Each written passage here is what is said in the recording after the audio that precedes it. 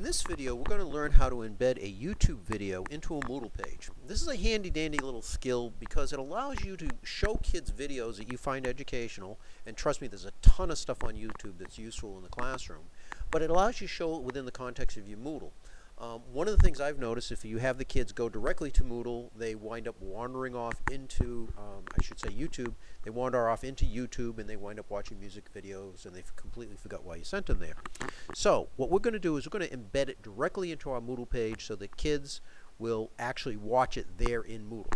Alright, so if you go to on the side, there's several different things. This is from Ice Loaf Studios, for instance, and you notice that there's a little thing here that says embed.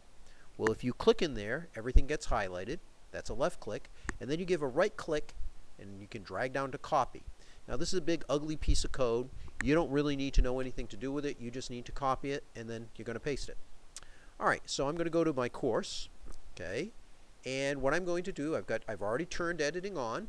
I'm going to go over to the little hand symbol, the editing symbol, and I'm going to click on that, and it's going to open up this page.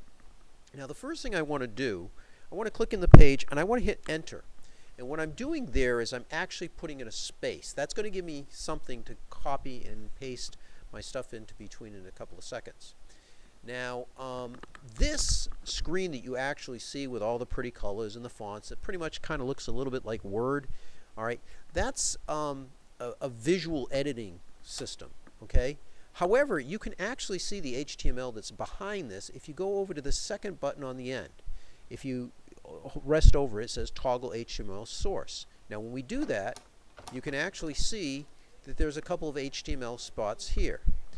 Now you'll notice that there is a P embedded in between two carets and then a P with a backslash. You want to paste your code in between those two places, and then when you undo the toggle grid mode, your video shows up. Alright, you're going to scroll down here, you're going to click on Save Changes, and you now have your video. Alright, and if you want to play it, you notice when I click play, it pops up and it starts playing automatically. Alright, and that's about as simple as you can get. This is very, very handy. I have one teacher who's using this to do things such as Hispanic music. One of the Spanish teachers is showing Hispanic music using this. Other teachers have used it for things like History Day. I use it in my graphics classes. It's a very handy tool. Alright.